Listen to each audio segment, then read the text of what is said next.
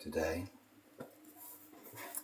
I am going to be doing a quick unboxing video and showcasing the brand new Sony ZV-E10 Mark II, which, if you are a content creator, is a very, very useful little camera. There are a lot of people that use these. They are relatively affordable as far as cameras go. So this actually comes in at under £1, which is quite unusual these days. It is APS-C, which means it's not a full frame sensor like some of the kind of bigger Sony cameras. We've got our instruction manuals and guarantees and whatnot. I'm not going to look at those. There's a little padded out box. Sony has gone big on eco stuff, so we've got a nice little strap, but you can see all the packaging here. Cardboard. This is like a paper material, more cardboard, so there's no plastic waste with this, which is quite positive. So inside this lovely little bit of paper packaging, we have the Sony ZV-E10 Mark II Slimline. Very utilitarian look, which I really like on the Sonys. Got a few little buttons up top. So, got your normal record button. You can use it for photos as well. This is the exact same sensor that they use on some of the other cameras, which can be utilised for hybrid photography. So photos and videos. It's a 26 megapixel crop sensor. So you can take photos with it or video. It's got a quick bokeh button, which gives you that nice kind of background defocus, that kind of background blur that people love to get. That's just a really easy way of getting it without faffing about with your settings, looking for a low f-stop or whatever. So these are very much aimed at not necessarily pro photographers, but anyone that wants to be a content creator, take good videos and good photos without spending the earth and without really struggling to kind of get to grips with all the knobs and whistles that you get on most cameras these days. So you've got simple options. You can whack it into camera, video, or S&Q, which is slow and quick mode. That gives you the option to do like 120 frames a second, that kind of stuff. You've got this, which is a programmable wheel.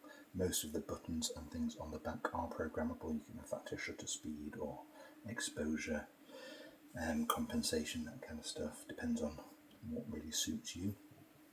There is a built-in triple array speaker, well, not speaker, microphone on here, which compared to the microphones that you get on the majority of other hybrid cameras, it's superb. So the three little microphones there, they're quite directional. They can pick up your voice really nicely, give you much better clarity than you'll get from most other cameras. And it also comes with, obviously you've got the hot shoe here, which you can plug external microphones into. I'm actually using a microphone at the minute, a Sony ECM1, I think it's called, which plugs direct into the hot shoe. There's no need for any wires, so you cut out on loads of the, that background buzz that you get, which is really good. So you can use it with those cameras, because it's the smart hot shoe. You can also obviously use it with different microphones as well. It doesn't have to be a Sony microphone, although you're buying a Sony camera, you may as well buy a Sony microphone. Get yourself a nice pair of Sony headphones whilst you're at it. So yeah, there's that. I think it should come with what is called a dead cat, rather charmingly, which is the little fuzzy bit that sits on the top and cuts out wind noise. So if you're, let's have a little look, if you're filming outside, it's not this one, this is the battery. So we're on to Z-type batteries, which is fantastic, because the old ZV-E10 Mark I, as good as it was, it ran on the W-type batteries, which were the much older type, smaller batteries. So although you still got a decent battery life from it, you get a much better battery life from these Z-type batteries. So that's really useful. This could be it. Again, wrapped in a little paper envelope. If I can actually get it out. Yes, here we go. This is the dead cat. So I say that my kittens are snuggled up on the floor by my feet. So I don't really like calling these dead cats. I will call it a wind noise reducer instead. So yeah, that sits on there and gives it this nice little fluffy hair. But if you're filming outside, this means you can run and gun with this. You can take this with you outside. It's got really good in-body stabilisation. So it's got IBIS, which its previous model didn't have. So that's really useful. It's also got active steady shot that you can turn on, which is like a digital version of a steady, like a stabilisation as well. So that you can have the normal in-body stabilisation and the active steady shot, which cuts into the shot a little bit, but it gives it really good stabilisation if you're walking and talking. And if you're outside, you can just whack this on the top and you're away. It's going to cut that noise from wind right down, which is fantastic. Obviously you can just whack a different microphone instead. So yeah, happy days. We take that off. You can see this is actually also a brand new lens. So they've launched a brand new kit lens to go with the camera, which is the 16-50 OSS Mark II. So it's the same focal length as the previous version of the 16-50 previous version of this, or is it 1655? Either 1650 or 1655. And it's like a power zoom lens. So it's got the little PZ on up there, which tells you that it's a power zoom lens. Really useful when you're doing video, because you will have that nice smooth zoom in and out without you having to manually do that, which is quite a nice little feature. You can utilise this on the side here. Let's see if the battery's got charge. Oh, it does. Excellent. So I'm not going to set it up now, because it takes a minute or two, because I want to, when I set it up, I want to link it to my phone and everything simultaneously.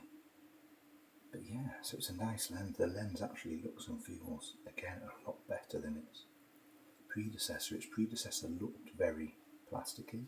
This looks and feels really solid. I don't know if it's actually plastic or metal. I think if it's plastic, it's really solid. It feels fantastic.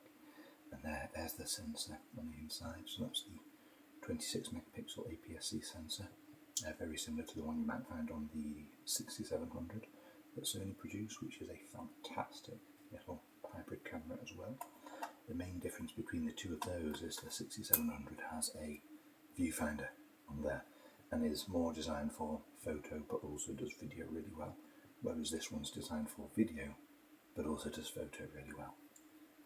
The screen, you can see, pulls out, flips around, so you can have that in a plethora of different ways, and I'm really going to look forward to playing with this. Apparently there are lots of really neat little inbuilt bits that make life really easy for you, so really kind of quality of life improvements on it. So there are things like the menu when you're turning your camera that way to film in portrait. So if you're doing YouTube shorts or TikTok videos or anything like that, anything that's portrait basically, the menu now reverts to being portrait as well. So rather than trying to read things sideways and looking at the camera like that, because all the previous models, the menu would be horizontal and it would stay that way when you turned the camera around. Now the menu will turn around, which is useful, really useful. Little things, but really handy little things. It's also got inbuilt filters that you can use, so film filters, vivid filters. It's got like the Sony Cinematone filters on there. You can record video in RAW on here if you want to, which is fantastic. So S-Log it's called. Obviously you can take your photos as well. You can, what else can you do with this bad boy? Got all sorts. have a look at the specifications. This isn't a specification video, it's an unboxing video, but still, it's a beautiful little piece of kit. I really like this. I think that's everything that's in the box. So literally you will just get the camera, you get the wind noise reducer, not a dead cat, they're asleep, I don't think they're listening to me. You get the lens, so the 16 to 50 power zoom lens, which is great, and you will be able to buy it, I'm sure, without the lens as well, but if you're buying one to start with, getting it with the kit lens is a great way of doing things because it's a really affordable lens to get you started as well. And that's more or less it. The battery obviously comes with it as well, the Z-type, the new powerful Z-type battery. Oh, and where can I put it? This as well, so you get the nice little strap that can link in to these little bits, and obviously you can have it over your shoulders or over your neck or whatever. What do you reckon? I think it's quite nice. I think it's quite nice. If any of you guys are content creators and you've ever used the ZV-E10, let me know. The upgrade looks really, really good. I think it will do quite well, fingers crossed. I'm going to start filming some videos on there just to see what it's like in use as well. So I'm currently using the ZV-E1. That's what I'm filming on right now, which is the big brother of this, which is a full frame sensor instead, so better with low light scenarios. But quite frankly, for most of the stuff that I do, I don't require a full frame sensor on here. So I'm going to whack on the ZV-E10 Mark II instead. I'll link it up here and we'll pop that little microphone on top that I'm using, and we'll see if you guys can actually tell the difference in the videos. But hopefully it will be fantastic. Obviously all the autofocus and everything like that is Sony, so it's about as good as it gets, quite frankly. And yeah, I hope you have enjoyed that. I'm going to lift it up one last time so you can see it. But if you like the look, drop me a little comment to let me know. And if you've ever used one, I would consider getting a new one because it's really cool. See ya.